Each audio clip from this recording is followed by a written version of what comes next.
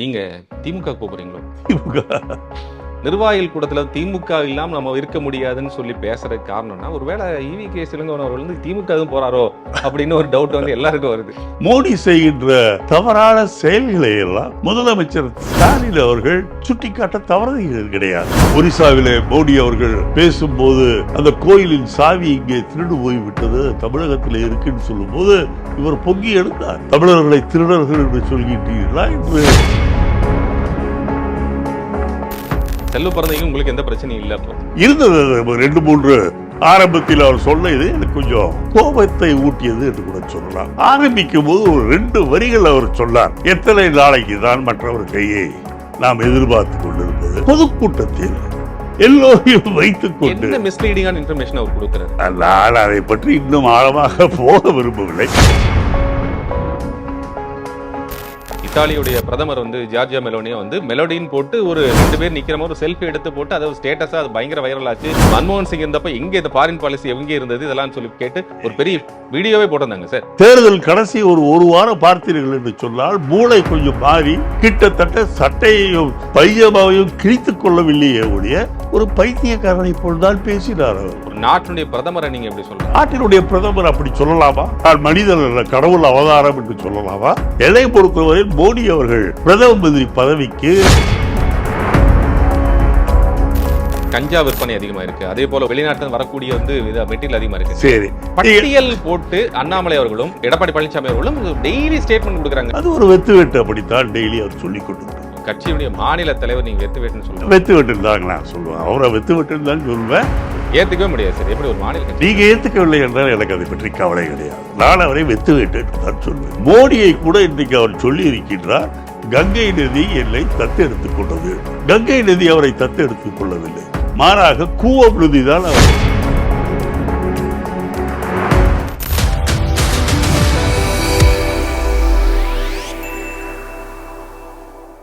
இப்போது புதிய அறிமுகம் ஆச்சி ஹோட்டல் சாம்பார் மற்றும் ஆச்சி இடிச்ச சாம்பார் 50 கிராம் ரூபாய் 20 மட்டுமே. Meenakshi Faculty of Allied Health Sciences, BSc Technology courses, apply now. வணக்கம் நேயர்களே, இன்றைய நமது சிறப்பு நேர்காணலில் காங்கிரஸ் கமிட்டியினுடைய முன்னாள் மாநில தலைவர், முன்னாள் நாடாளுமன்ற உறுப்பினர், தற்போதைய சட்டமன்ற உறுப்பினர், பாரம்பரியமிக்க காங்கிரஸ் குடும்பத்தைச் சேர்ந்த திரு ஈவி.கே. இளங்கோவன் அவர்களை சந்திக்க இருக்கின்றோம். வணக்கம் சார். வணக்கம். நேரம் கொடுத்து எங்ககிட்ட வந்து உங்கள் கருத்தை பகிர்ந்துக்கிறதுக்கு வந்ததுக்காக மிக்க நன்றி.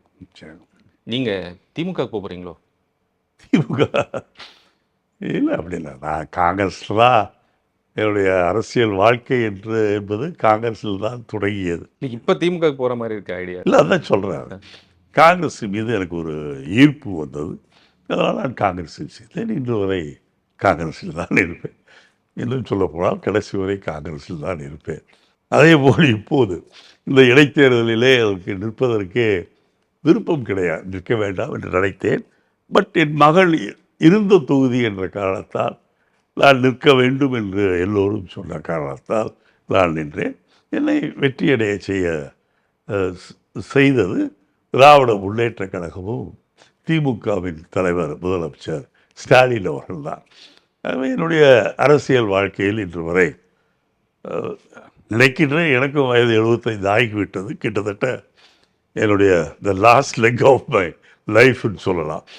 அதனால் என்னை பொறுத்தவரையில் கடைசி வரையில் நான் காங்கிரஸ்காரனாகத்தான். இவ்வளவு பாரம்பரியம் மிக்க, இன்னும் சொல்ல போனால் தமிழ்நாட்டில் காங்கிரஸுக்கு வந்து உருவாகிறதுக்கு ஒரு பெரிய காரணமாக இருந்த குடும்பத்திலிருந்து நீங்கள் வந்தவர்கள். ஒரு நிர்வாகிகள் கூட்டத்தில் திமுக இல்லாமல் நம்ம இருக்க முடியாதுன்னு சொல்லி பேசுறதுக்கு காரணம்னா, ஒருவேளை ஈவி.கே. இளங்கோவன் அவர்கள் வந்து திமுக எதுவும் போறாரோ அப்படின்னு ஒரு டவுட் வந்து எல்லாருக்கும் வருது. நான் போனால் கூட அது தவறு கிடையாது. ஆனால் என்னை பொறுத்தவரையில் இன்றைக்கு உங்களுக்கு தெரியும், ஒரு பெரிய சர்வாதிகார தன்மையுள்ள ஒரு மனிதனை எதிர்த்து நாம் போராடி கொண்டிருக்கின்றோம். அந்த மனிதன் தொடர்ந்தால் இந்த நாட்டிற்கே மோசம் வரும் என்ற நிலையில் இருக்கும்போது தமிழகத்தில் அந்த சக்தியை எதிர்க்கக்கூடிய அணிக்கு தலைமையேற்று ஸ்டாலின் அவர்கள் நடத்தினார்கள். நாம் கிட்டத்தட்ட 40 தொகுதியிலும் நாம் வெற்றி பெற்றோம். இன்றைக்கு காங்கிரஸ் 99 தொகுதிகளில் வெற்றி பெற்றது என்றால் தமிழ்நாட்டில் காங்கிரஸுக்கு ஒரு 10 சீட் கிடைத்திருக்கின்றது. ஆகவே அவ்வளவு பெரிய ஒரு உதவியை செய்ய, அது மட்டுமல்ல, மோடி செய்கின்ற தவறான செயல்களை எல்லாம் முதலமைச்சர் ஸ்டாலின் அவர்கள் சுட்டிக்காட்ட தவறுகிறது கிடையாது. சுட்டிக்காட்டியது மட்டுமல்ல, கடுமையாக விமர்சித்தும் இருக்கின்றார். நீங்கள் கடைசியாக ஒரிசாவிலே மோடி அவர்கள் பேசும்போது அந்த கோயிலின் சாவி இங்கே திருடு போய்விட்டது, தமிழகத்தில் இருக்குன்னு சொல்லும்போது இவர் பொங்கி எடுத்தார். தமிழர்களை திருடர்கள் என்று சொல்கின்றீர்களா என்று மிக, அதாவது ஒரு சாதாரண என்னை போன்றவர்கள் பாரதிய ஜனதா கட்சியையோ அல்லது பிரதமரையோ எதிர்ப்பது என்பது சாதாரண விஷயம். ஆனால் ஒரு நாட்டினுடைய முதலமைச்சராக இருந்து கொண்டு நமக்கு மத்திய அரசாங்கத்தினுடைய தயவு வேண்டும் என்ற நிலையில் காலத்தின் தேவை. திமுக இப்ப பாஜக எதிர்த்து தானே அவங்க அரசியல் செஞ்சுட்டு இருக்காங்க. அப்ப அதைதான் சொல்கின்றேன். நீங்கள் பாரதிய ஜனதா கட்சியை எதிர்த்து தான் அரசியல் செய்கின்றார்கள் என்றால் அதுதான் அவர்களுடைய கொள்கை. மதச்சார்பற்ற நாடாக இந்தியா இருக்க வேண்டும் என்பதுதான் காங்கிரசின் கொள்கை, திராவிட முன்னேற்ற கழகத்தின் கொள்கை. இருந்தாலும் தப்பி தவறி மோடி அவர்கள் தமிழ்நாட்டை, தமிழர்களை ஏதாவது அசிங்கப்படுத்தும் போது, அவமானப்படுத்தும் போது மற்ற எல்லோரையும் விட பொங்கி எழக்கூடியவராக நம்முடைய ஸ்டாலின் அவர்கள் முதலமைச்சர் இருக்கின்றார்கள். ஆகவே என்னை பொறுத்தவரையில் தமிழ்நாட்டில் இருக்கின்றவர்கள் அவர் பின்னால் அவருக்கு ஆதரவாக இருக்க வேண்டும் என்று தான் நான் நினைக்கின்றேன். தமிழர்களுக்காக, தமிழ் கலாச்சாரத்திற்காக, தமிழ் மொழிக்காக இன்றைக்கு பாடுபடுகின்றவர். பதவி போனாலும் அதை பற்றி கவலை இல்லை என்று சொல்லக்கூடியவர். ஏனென்றால் உங்களுக்கு தெரியும், மோடியை பற்றி முதல் அமைச்சர்களையே அவர் பிடித்து ஜெயிலில் போடக்கூடிய மனிதர் தான் அந்த மோடி. ஆகவே அதை எதை பற்றியும் கவலைப்படாமல் தமிழர் நலன் காக்கப்பட வேண்டும் என்று உழைக்கின்ற ஸ்டாலின் அவர்களுக்கு நாம் ஆதரவாக இருக்க வேண்டும் என்பதுதான் என்னுடைய எண்ணம். மற்றபடி காங்கிரஸுக்கும் ஸ்டாலினுக்கும் திராவிட முன்னேற்ற கழகத்துக்கும் இப்போது பார்த்தீர்கள் என்று சொன்னால் பெரிய கொள்கை வேற்றுமையெல்லாம் கிடையாது. அன்றைக்கு நாம் சுதந்திரம் வேண்டும் என்று சொன்னோம், திராவிட முன்னேற்ற கழகம் திகாவும் திராவிட நாடு வேண்டும் என்று சொன்னார்கள். இப்போது அந்த நிலையெல்லாம் மாறி இன்றைக்கு தமிழகத்தில் இருக்கின்ற திராவிட முன்னேற்ற கழகமாக இருந்தாலும் சரி, காங்கிரஸாக இருந்தாலும் சரி, மதச்சார்பற்ற தன்மை காப்பாற்றப்பட வேண்டும். எல்லா மதத்தினருக்கும் சம உரிமை தரப்பட வேண்டும். ஜாதியால் மக்கள் பிரிக்கப்படக்கூடாது என்பதிலே நாங்கள் ஒற்றுமையாக இதே திரு இளங்கோவன் தான் 2013 நாங்க என்ன மடமா கட்டியிருக்கோம், சந்தையா நடத்திட்டு இருக்கிறோம், பண்ணிட்டு இருக்கிறோம், எதுக்கு நாங்க ஊழல் மூட்டையில அவங்களெல்லாம் சேர்த்து தூக்கிட்டு போக வேண்டிய அவசியம் இல்லை அப்படின்னு திமுக கடுமையா விமர்சனம் திரு இளங்கோவன். அந்த நேரத்தில் அந்த சூழ்நிலையில் ஏற்பட பேசியிருக்கின்றேன்.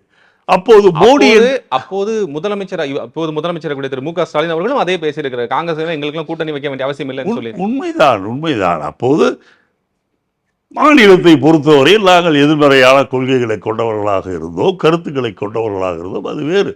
இப்போது தமிழ் இனத்திற்கு, தமிழ் மக்களுக்கு ஒரு பொது எதிரியாக, ஏன் இந்திய மக்களுடைய மதச்சார்பின்மையை அழிப்பதற்கென்றே ஒரு பொது எதிரியாக ஒரு சர்வாதிகார தன்மை கொண்ட மோடி என்ற நபர் வரும்போது அவரை ஒழிக்க வேண்டும் என்ற அந்த ஒத்த கொள்கையில் நாங்கள் ஒன்றாகி இருக்கின்றோம். எல்லா மதத்தை சார்ந்தவர்களும் அமைதியாக இந்த நாட்டில் வாழ வேண்டும் என்பதிலே நாங்கள் ஒற்றுமையாக இருக்கின்றோம். இன்றைக்கு கூட பார்த்தீர்கள் என்று சொன்னால் நீட்டை எடுக்க வேண்டும் என்று நம்முடைய முதலமைச்சர் சொன்னார். முதலில் அதற்கு அவ்வளவு ஆதரவு கிடையாது. ஆனால் இன்றைக்கு பல மாநிலங்கள் நீட்டை எதிர்க்க வேண்டும் என்று சொல்கிறார்கள். கேரளா கூட ப்ரொடெஸ்ட் பண்றாங்க. சொல்லுவார்கள் காங்கிரஸ் தான் நீட்டை கொண்டு வந்துச்சு. நாங்கள் கொண்டு வந்த நீட்டில் எப்படி என்றால் அந்தந்த மாநிலங்கள் வேண்டும் என்றால் நீட்டை வைத்துக் கொள்ளலாம், வேண்டாம் என்றால் எடுத்து விடலாம் என்றுதான் நாங்கள் கொண்டு வந்தோம். ஆனால் மோடியை பொறுத்தவரையில் நீட் என்பது எல்லா மக்களும் கண்டிப்பாக எல்லா மாணவர்களும் படிக்க வேண்டும் என்று கொண்டு வந்ததுதான் தவறு. இது போன்ற ஒரு பொதுவான கொள்கைகளில் ஒத்த மனசை உடையவர்களாக காங்கிரசும் திராவிட முன்னேற்ற கழகமும் இருப்பதனால் அதையும் மீறி எங்களுடைய தலைவர் ராகுல் காந்தி அவர்களுக்கும் முதலமைச்சர் ஸ்டாலின் அவர்களுக்கும் ஒரு நீண்ட ஒரு ஆழமான நட்புறவு ஏற்பட்டிருப்பது. அதற்கு காரணம் ஒரே சிந்தனைகள், ஒரே உணர்வுகள். இது நாடு காப்பாற்றப்பட வேண்டும் என்பதில் இருவருக்கும் ஒரே கருத்து இருக்கிறதுனால்தான் ஒருவரை ஒருவர் அண்ணன் தம்பியாக பாவித்து ஒரு பாசத்தோடு இந்த கூட்டணி அமைந்திருக்கின்றது. இப்போ உங்களுக்கும் மாநில தலைவர் செல்வ பிறந்தகைக்கு என்ன பிரச்சனை? பிரச்சனை உள்ளது. அதாவது நிர்வாகிகள் கூடத்துல அவர் வந்து பேசுற நாம சுயமா இருக்கணும். இல்ல, மக்கள் இருக்கணும் முதல்ல அப்படின்னு நான் பேசிட்டு, உங்களுக்கு அவர் பேசி முடிச்சு போய் பின்னாடி வந்து நீங்க உடனே பேசுங்க. நாம வந்து திமுக தயவுல தான் இருக்கிறோம். நாம வந்து அவங்க சப்போர்ட்லாம் வந்துட்டு இருக்கோம். நாம நீங்க பண்ண இஷ்டத்துக்கு உங்க இஷ்டம் அப்படின்னு சொல்லிட்டு போறீங்க. அது சரியா இருக்கா? நீங்க சொல்வது உண்மை. அதுல என்ன நடந்தது என்று சொன்னால், நீங்கள் சொல்வது போல் அது நிர்வாகிகள் கூட்டம் கிடையாது. அது வந்து பொதுக்கூட்டம் பொதுக்குழு தான். கூட்டம். பொதுக்குழு கூட்டம் என்றால் சில வரமுறைக்குள் அது நடைபெற வேண்டும். நீங்கள் ஒவ்வொருத்தருக்கும் பேட்ச் கொடுத்து அவங்களை ரிஜிஸ்டர் பண்ணி, ஆனால் இதில் காங்கிரஸ்காரர்கள் வந்தவர்கள் எல்லாம் வரலாம் என்று சொன்னார். ஆகவே செல்வ பெருந்தகை ஆரம்பிக்கும் போது ஒரு 2 வரிகள் அவர் சொன்னார். அதுதான் எனக்கு கொஞ்சம் நிரடலாம். இல்லை.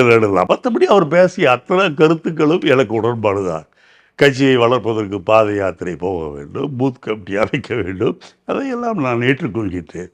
ஆனால் அவர் என்ன சொன்னார் என்றால், இது மாதிரி எத்தனை நாளைக்கு தான் மற்றவர் கையை நாம் எதிர்பார்த்து கொண்டிருப்பது, அப்படி சொல்லிவிட்டு நாம் எத்தனை காலம் தான் அப்படி இருக்கு, நாம் கொடுக்கின்ற அளவிற்கு நாம் வளர வேண்டும் என்று சொன்னது என்ன, அதை பற்றி நாம் விவாதிக்க வேண்டும்.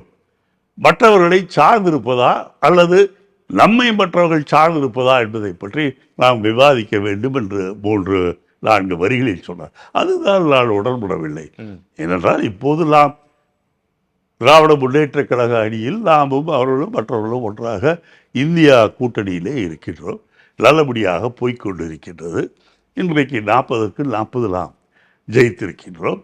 அதே நேரத்தில் இன்னும் ஒரு 6 மாத காலத்தில் உள்ளாட்சி தேர்தல் வர இருக்கின்றது. இன்னும் 1 வருடம் 1.5 வருடத்திலே அசம்பிளி தேர்தல் வர இருக்கின்றது. இந்த நேரத்தில் நாம் இப்படி சொல்வது சரி இல்லை என்று நான் உணர்ந்தேன். ஆனால் பிறகு அவர் செல்வ பெருந்தகை சொல்லிவிட்டார். நான் அந்த அர்த்தத்தில் சொல்லவில்லை, கூட்டணி அர்த்தத்துல சொல்லல, அந்த அர்த்தத்தில் சொல்லலை. கட்சியை வளர்க்க வேண்டும் என்பதற்காகத்தான் நான் அதை சொல்லேனே உள்ள திராவிட முன்னேற்ற கழகத்தை குறிப்பிட்டு நான் சொல்லவில்லை என்று சொன்னார். இன்னொன்றும் சொன்னார், காமராஜர் ஆட்சி தான் ஸ்டாலின் ஆட்சி என்பதை நான் ஒத்துக்கொள்கின்றேன். நீங்க ஒத்துக்கிறீங்களா? அவரு ஒத்துக்கொள்கிறேன் என்று சொன்னார். அவர் ஒத்துக்கிட்டது ஒரு பக்கம் இருக்கட்டும், நான் ஒத்துக்கிறேன். எந்த விதத்துல காமராஜர் ஆட்சி, நீங்க ஸ்டாலின் காமராஜர் ஆட்சி என்று ஏன் நாம் சொல்கிறோம்? நல்ல ஆட்சி என்பதற்காகத்தானே. நீங்கள் மன்னர்கள் காலத்திலேயே ஒப்பீடு என்பது சரியா இருக்கா? நீங்க சொல்லுங்க. இப்ப காமராஜ் ஆட்சி வந்து இப்ப இன்னைக்கு வரைக்கும் எல்லாருமே சொல்லக்கூடிய சோ கால்டு டெஸ்டினியா நம்ம பார்க்கக்கூடியது இதுதான். காமராஜர் ஆட்சி அவர்கள் பொற்காலம், அந்த ஆட்சி மாதிரி சொல்ல முடியுமா? பொற்கால ஆட்சி என்பது அந்த காலத்திலிருந்தே பல மன்னர்கள் ஆண்டு இருக்கின்றார்கள். ஆனால் குறிப்பிட்ட சில மன்னர்களுடைய ஆட்சியைத்தான் பொற்காலம் என்று சொல்வார். அது எப்படி என்றால் ராஜராஜ சோழர் பொற்காலம். அதே மாதிரி வடக்கே பார்த்தீர்கள் என்றால் அசோக சக்கரவர்த்தியின் காரண பொற்காலம். காரண சாலையின் 2 மரங்களிலும் மரங்களை நட்டார், சத்திரத்தை கட்டினார் அப்படின்னு சொல்லுவாங்க. மௌரிய குப்தாவுடைய காலம் பொற்காலம் என்று சொல்வார்கள். ஆக பொற்காலம் என்று சொல்வதைத்தான் நாங்கள் காமராஜர் ஆட்சி என்று சொல்லும். அப்படித்தான் நான் எடுத்துக்கொள்கின்றேன். காமராஜர் ஆட்சி வந்து இன்னைக்கு பொற்காலம் நீங்க சொல்றது வந்து ஒத்துக்கு. அதிமுக வந்து டெய்லி ஸ்டேட்மெண்ட் கொடுக்குறாங்க, இவ்வளவு போதைப் பொருள் இருக்கு, இவ்வளவு. அண்ணாமலை அவர்கள் ஒரு நாள் தவறாம ஸ்டேட்மெண்ட் கொடுக்குறாங்க. 3 ஆண்டு காலம் வந்து கொலை ஆட்சி இருக்கு, சென்னை தலைநகரம் வந்து கொலை நகரமா மாறி இருக்குன்னு ஸ்டேட்மெண்ட் கொடுக்குறாரு இல்லைங்களா? கொள்ளை என்பதுதான் புதிதாக வந்தது கிடையாது. என்றைக்கு மனிதன் தோன்றினாலோ அன்றைக்கே கொலையும் கொள்ளையும் வந்துவிட்டது. நியாயப்படுத்துற மாதிரி இருக்கு. நியாயப்படுத்தல, இது புதிதல்ல என்று சொல்கின்றேன். போதை புழக்கம் அதிகமா இருக்கு, அது வந்து கஞ்சா விற்பனை அதிகமா இருக்கு, அதே போல உள்நாட்டிலிருந்து வரக்கூடிய வெளிநாட்டிலிருந்து வரக்கூடிய வந்து மெட்டீரியல் அதிகமா இருக்கு. சரி, பட்டியல் போட்டு அண்ணாமலை அவர்களும் எடப்பாடி பழனிசாமி அவர்களும் டெய்லி ஸ்டேட்மெண்ட் கொடுக்குறாங்க. இல்லை என்று நான் சொல்லவில்லை. எடப்பாடி தருவது கிடையாது, அண்ணாமலை கொடுத்துக்கொண்டே இருக்கின்றார். அது ஒரு வெட்டு அப்படித்தான் டெய்லி அவர் சொல்லிக் கொண்டிருப்பார். ஆனால் ஒன்றை நீங்கள் நினைக்க வேண்டும், கட்சியுடைய மாநில தலைவர் நீங்க வெட்டு சொல்லுங்க. வெட்டு தான் நான் சொல்லுவேன், அவரை வெட்டு தான் சொல்லுவேன். அதே போல இன்றைக்கு மோடி சொல்லி இருக்கின்றார். எப்படி ஒரு மாநில கட்சி நீங்க ஏற்றுக்கவில்லை என்றால் எனக்கு அதை பற்றி கவலை கிடையாது. நான் அவரை வெட்டு என்று தான் சொல்லுவேன். அவர் எங்களுடைய ஊரை சேர்ந்தவர், எனக்கு உரிமை இருக்கிறது, நான் வெட்டு என்று தான் சொல்லுவேன். மோடியை கூட இன்றைக்கு அவர் சொல்லி இருக்கின்றார், கங்கை நதி என்னை தத்தெடுத்துக் கொண்டது என்று. கங்கை நதி அவரை தத்தெடுத்துக் கொள்ளவில்லை, மாறாக கூவம் நதி தான் அவரை தத்தெடுத்துக் கொண்டிருக்கிறது. மோடியை அவருடைய பேச்சு அப்படித்தான் இருக்கின்றது. தேர்தல் கடைசி ஒரு வாரம் பார்த்தீர்கள் என்று சொன்னால் மூளை கொஞ்சம் மாறி கிட்டத்தட்ட சட்டையையும் பையமாவையும் கிழித்துக் கொள்ளவில்லையே ஒழிய ஒரு பைத்தியக்காரனை போல்தான் பேசினார் அவர். ஒரு நாட்டு- இல்லை என்று யாராவது ஒரு முடிக்க நாட்டினுடைய பிரதமரை நீங்க எப்படி சொல்றீங்க? நாட்டினுடைய பிரதமர் அப்படி சொல்லலாமா? நான் மனிதன் அல்ல, கடவுள் அவதாரம் என்று சொல்லலாமா? அவர் மட்டும் நீங்க எதை வேண்டுமானாலும் சொல்லலாமா? நீங்க வந்து நல்ல விவரம் தெரிஞ்சவர், எல்லாம் பார்த்தவர். அவர் என்ன சொன்னாருன்னு, நான் வந்து என்னுடைய தாயார் இறந்ததுக்கு பிறகாக எனக்குள்ள சில பொருள்கள் வந்து இருப்பதாக நான் உணர்கிறேன், அதன்படி நான் செய்யறேன், எனக்கு இந்த வேலையெல்லாம் நியமிக்கிறதுக்காக எனக்கு வந்து ஒரு உணர்வு இருக்குன்னு சொல்றாரு. அதை நீங்க பூசி மூழ்கி சொன்னாலும் கூட உள்ளர்த்தம் இல்லை அதனுடைய அர்த்தம். நான் மனித அவதாரம் கிடையாது, கடவுள் அவதாரம் என்று சொல்கின்றார். என்னென்ன எவ்வளவு மோசமான விஷயங்களை எல்லாம் அவர் பேசினார். ஆகவே அவர் அப்படி ஒரு பிரதம மந்திரி தரம் தாழ்ந்து பேசலாமா? நேரு அவர்களும் முதல் மந்திரியாக இருந்தார்கள். ஏன் அவருடைய கட்சியை சார்ந்த வாஜ்பாய் அவர்கள் கூட பிரதம மந்திரியாக இருந்தார்கள். அவர்கள் எல்லாம் இப்படியா பேசினார்கள்? 80-20 என்று சொன்னார்கள். புல்டோசரை வச்சு இடிக்க வேண்டும் என்று சொன்னார்கள். இதெல்லாம் நியாயமா? ஒரு நாட்டினுடைய பிரதமர் என்பது இன்றைக்கு 114 கோடி 140 கோடி மக்கள் தொகை இருக்கிறது என்றால் அத்தனை பேருக்கும் அவர் பிரதம மந்திரி தானே. இதை மக்களை மதத்தால் பிரிக்க வேண்டும், ஜாதியால் பிரிக்க வேண்டும் என்று நினைத்தால், மசூதியை இழுத்து விட்டு ராமர் கோவில் கட்டினால் மக்கள் அத்தனை பேர் நமக்கு ஓட்டு போடுவார்கள் என்று நினைத்தால் என்ன ஆகும்? அவருடைய தொகுதியிலே 4 ரவுண்டில் ஒரு பின்தங்கி தானே இருந்தார். ஆகவே என்னை பொறுத்த வரைக்கும் மோடி அவர்களை பிரதமராக இருந்த நேருவோடையோ அல்லது சாஸ்திரியோடையோ அல்லது நம்முடைய வாஜ்பாயோடையோ அல்லது நம்முடைய இந்திரா காந்தியோடையோ அல்லது மன்மோகன் சிங்கையோ ஒப்பிட்டே பார்க்க முடியாது.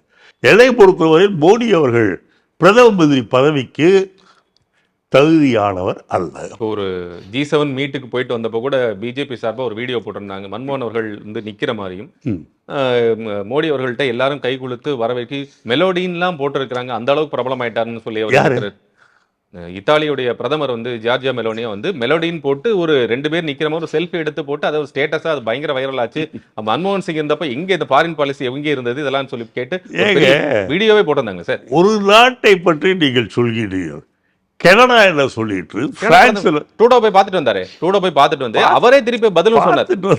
பதிலும் சொல்லி இருக்கிறாரு, இனிமே we are looking forward to work with India அப்படின்னு சொல்லியிருக்காரு. அது பிரதமர் ஆன பிறகு சொன்னார். தேர்தலின் போது கனடாவை சார்ந்தவர்கள், பிரான்ஸை சார்ந்தவர்கள், UN சபையை சார்ந்தவர்களே என்ன சொன்னார்கள்? மோடியின் ஆட்சியில் இந்தியாவில் ஜனநாயகம் மறைய தொடங்கி இருக்கிறது என்று எண்ணுகின்றோம் என்று சொன்னார்கள். அதை எப்படி சார் மறுபடியும் வந்து கை கொடுப்பாங்க? சார், அது கை கொடுக்கறதுன்றது ஒரு மனித தன்மைங்க. இப்போ நீங்களே சொல்றீங்க எனக்கு இன்னொருத்தருக்கும் வேறுபாடுன்ட்டு. என்னை பொறுத்தவரையில் நேரில் பார்த்தா நான் கை கொடுப்பேன், சிரிப்பேன், அதில் ஒன்றும் தவறு கிடையாது. மனிதனை பொறுத்தவரையில் உன்னுடைய கொள்கை என்ன, உன்னுடைய சிந்தனை என்ன, அது நாட்டுக்கு பயனுள்ளதா இல்லை நாட்டுக்கு அது தீங்கு விளைவிக்குமா என்று எண்ண வேண்டுமே தவிர தனிப்பட்ட மனிதர்கள் ஒன்றும் கிடையாது. என்னுடைய கொள்கை வேறு, உங்களுடைய கொள்கை வேறு என்பதற்காக நான் உங்களை வெறுப்பதோ நீங்கள் என்னை வெறுப்பதோ என்பது நியாயமாக.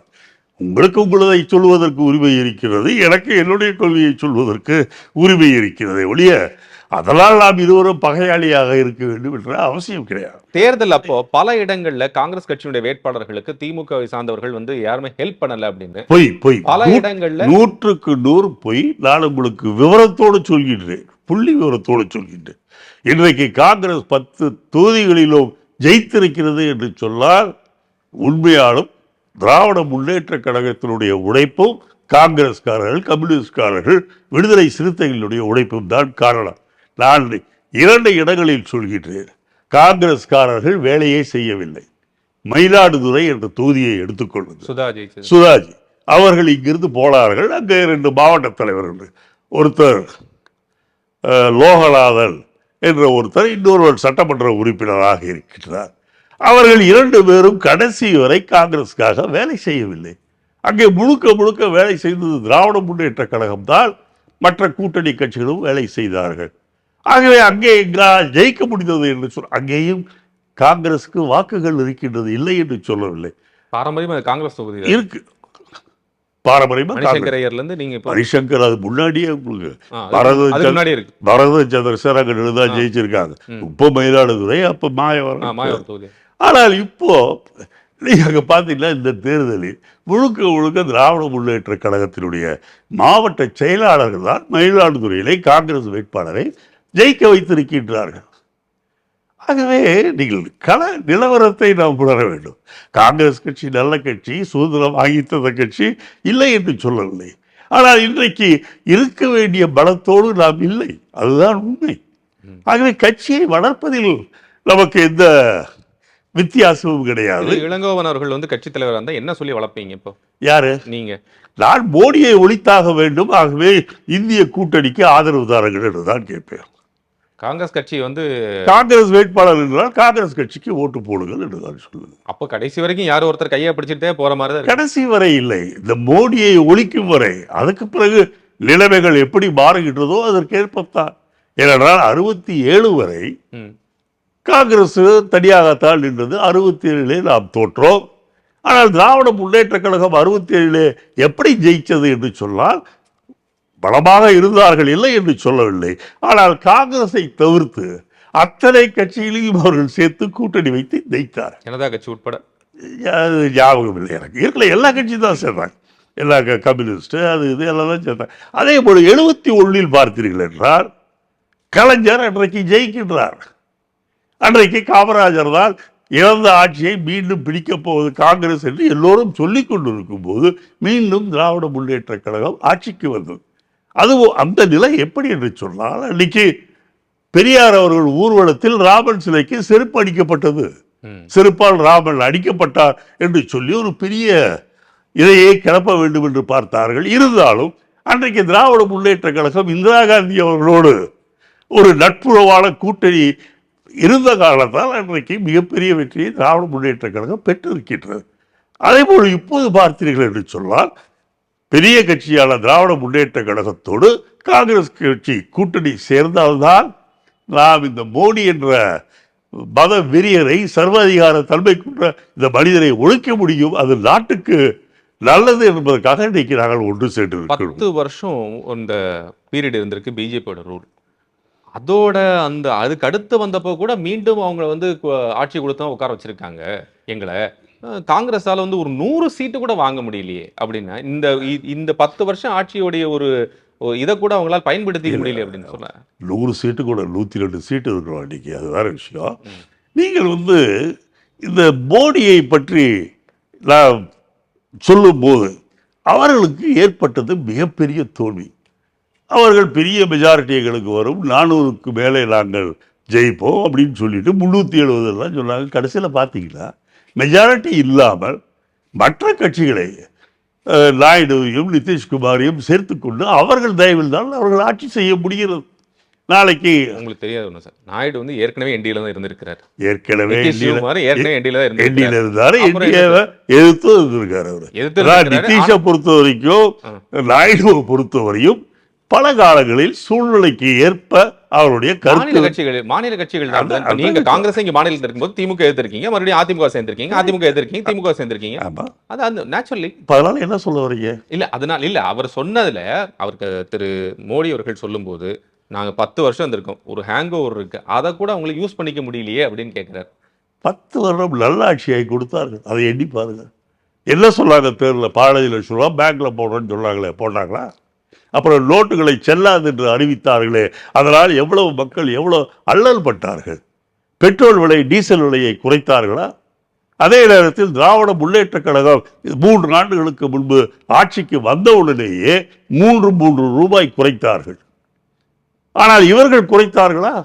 பாரதிய ஜனதா கட்சியை சார்ந்தவர்கள் இல்லையே. அது மட்டுமல்ல, அதை கூட நான் விலையேற்றம் என்பது பொருளாதார சிக்கல்களுக்குள் நான் போகவில்லை. ஆனால் ஒரு மனிதத்தன்மை இல்லாமல் இது ஒரு இந்துத்துவ நாடாக இருக்க வேண்டும், மற்றவர்கள் 2ஆம் தர குடிமக்கள், அவர்களை ஆக்கிரமிப்பாளர்கள் என்று சொல்வது, ஊடுருவினார்கள் என்று சொல்வதெல்லாம் எவ்வளவு கொச்சையான மொழி என்பதை நீங்கள் சிந்தித்து பாருங்கள். முஸ்லீம் ஆகட்டும், கிறிஸ்டியன்களாகட்டும், முஸ்லீம் இல்லைன்னா எல்லாரும் அரபு நாடுகளில் இருந்து வந்தவர்களா, அல்லது கிறிஸ்டியன்ஸ் எல்லாம் ஐரோப்பிய கண்டத்திலிருந்து வந்தவர்களா, அல்லது பார்சிஸ் இருக்காங்களே அவங்க எல்லாம் இஸ்ரேலிருந்து வந்தவங்களா? எல்லோரும் இந்தியாவில் பிறந்து இந்தியாவில் இருக்கின்றவர்கள் தான். காலப்போக்கில் மதங்களிலே மாற்றம் ஏற்பட சில பேர் மதம் மாறிய காரணத்தால் தான் இந்த மதங்கள் உருவானவை தவிர அவர்களும் ஒரு 1000-2000 வருடத்துக்கு முன்பு இந்தியாவில். ஆகவே அவர்களை நாட்டை விட்டு துரத்த வேண்டும். அவர்கள் 2வது குடிமக்கள், என்று சொல்வதெல்லாம் ஏற்புடையதா என்றுதான் நான் கேட்கின்றேன். எப்பதான் சார் காங்கிரஸ் வந்து ஆட்சிக்கு வரும்னு நினைக்கிறீங்க? சொன்னால் நம்ப மாட்டீர்கள் அல்லது ஆச்சரியப்படுவீர்கள். காங்கிரஸ் பலமான கட்சியாக இருக்க வேண்டும் என்பதிலே நானும் 100% உடன்படுகின்றேன். இவை எல்லாற்றையும் கட்சியை விட நான் நாட்டை பெரிதாக நினைக்கின்றேன். இந்த நாட்டுக்கு கேடு என்பது மோடியினால் வந்திருக்கின்றது. அதை நான் முழுமையாக எதிர்க்கின்றேன் என்பதல்ல, மோடியை ஒழித்தால்தான் இந்த நாட்டுக்கு விமோச்சனம் என்பதையும் நான் உளமாற உணர்கின்றேன். அவரை ஆதரிப்பவர்கள் சிலர் இருக்கலாம், அது வேறு விஷயம். எனக்கும் மோடிக்கும் தனிப்பட்ட முறையிலே எந்த பகை கிடையாது. தமிழ்நாட்டில் உங்களுக்கு தெரியும் 8 தடவை வந்துட்டு போயிருக்காங்க. 8 தாட்டி தமிழ்நாட்டுக்கு அந்த எலெக்ஷன் கேம்பெயின் திரு அண்ணாமலை அவர்களுக்கு அவரே அப்போ வரும்போது கூட கோயம்புத்தூரில் பண்ணும்போது கூட அவ்வளவு கூட்டம் மக்கள் ஆரவாரிச்சு அவரை வரைச்சிட்டு இருக்காங்க. இங்கேயே அவ்வளோ 4.5 லட்சம் ஓட்டு வாங்கியிருக்கிறார் சார் அண்ணாமலை அவர்கள். நீங்கள் கூட்டத்தை பற்றி நான் சொல்வதை விட நீங்க கூட்டத்தை கூட விட்டுருங்க. கூட்டத்தை உங்களுக்கே தெரியும், நீங்க ஒரு பொலிட்டீஷியன், சீசன்ட் பொலிட்டீஷியன் இருக்கீங்க, பல வருஷமா பார்த்து கூட்டத்தை கூட விட்டுருங்க. 8 இடங்கள்ல பாஜக 2வது இடத்துக்கு வந்திருக்கு.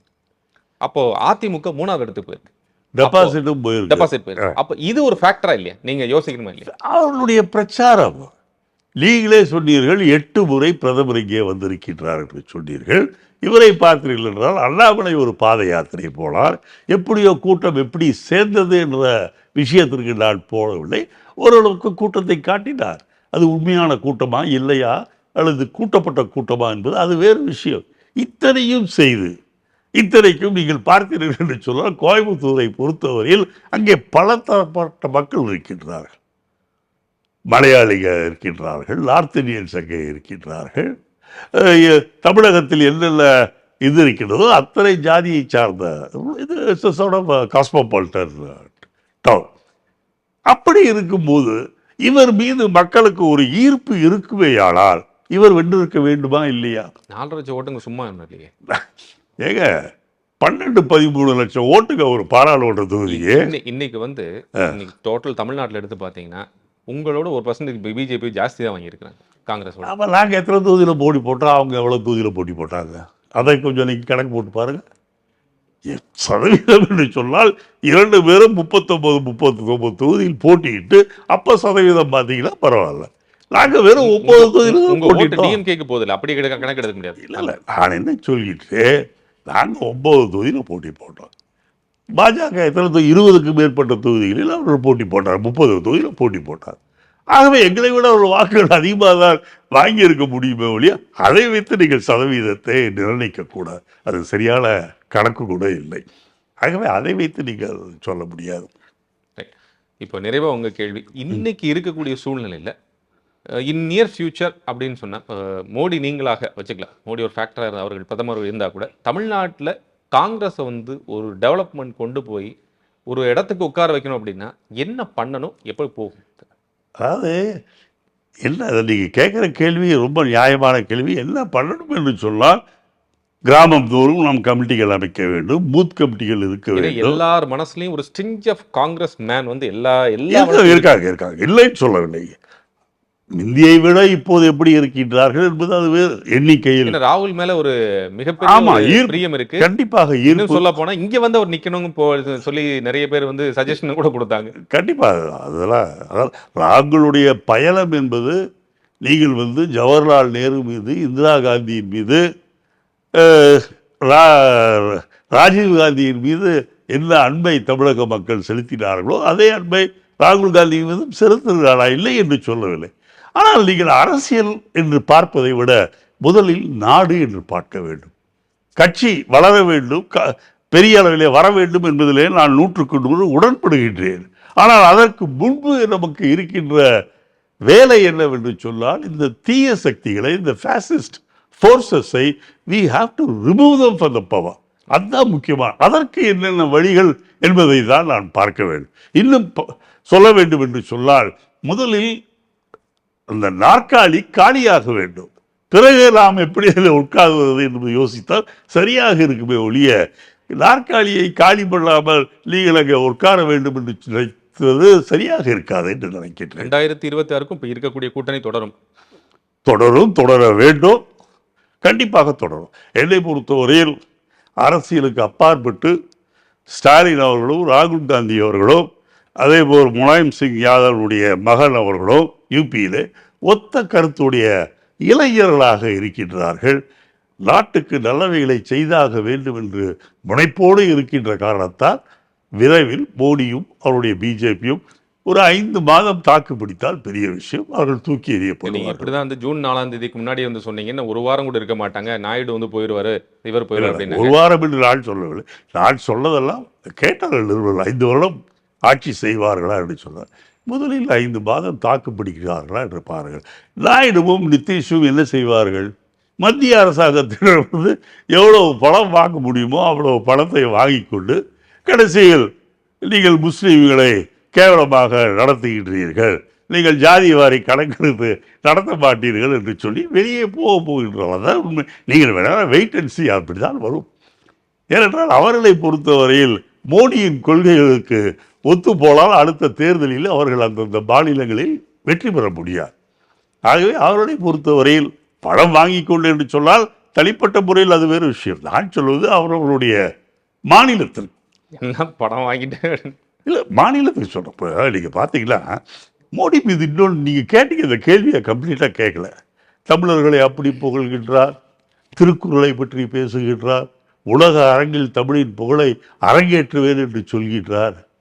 இத்தனையும் சொல்கின்ற மனிதர் தமிழர்கள் வெள்ளத்தால் புயலால் அவதியுறும் போது சென்னையிலும் அவதிப்பட்டார்கள், தூத்துக்குடியிலே அவதிப்பட்டார்கள், திருநெல்வேலியிலே அவதிப்படும் போது இந்த அரசாங்கம் கிட்டத்தட்ட 2000 சில்லற கோடி ரூபாய் எங்களுக்கு வேண்டும் என்று இவர்கள் அனுப்பினார்கள். அவர்களும் வந்து பார்த்தார்கள். கடைசியில் வந்து வெறும் 257 கோடி அவர் அனுப்புகிறார் என்று சொன்னார். இதெல்லாம் தமிழ் மக்கள் மீது இருக்கின்ற பாசமா? இது தவறு இல்லை. நீங்கள் வெளியே பேசிட்டு தமிழர்களை எவ்வளவு தொல்லைக்கு உட்படுத்த வேண்டுமோ அவ்வளோ தொல்லைக்கும் கஷ்டத்திற்கும் உட்படுத்தினீர்கள் என்று சொன்னால் தமிழர்கள் எப்படி உங்களை நம்புவார்கள்? அதுதான் என்னுடையது. மிக்க நன்றி சார். ரொம்ப நன்றிங்க. Thank you thank you. இப்போது புதிய அறிமுகம் ஆச்சி ஹோட்டல் சாம்பார் மற்றும் ஆச்சி இடிச்ச சாம்பார் 50 கிராம் ரூபாய் 20 மட்டுமே. Meenakshi Faculty of Allied Health Sciences, BSc Technology courses, apply now.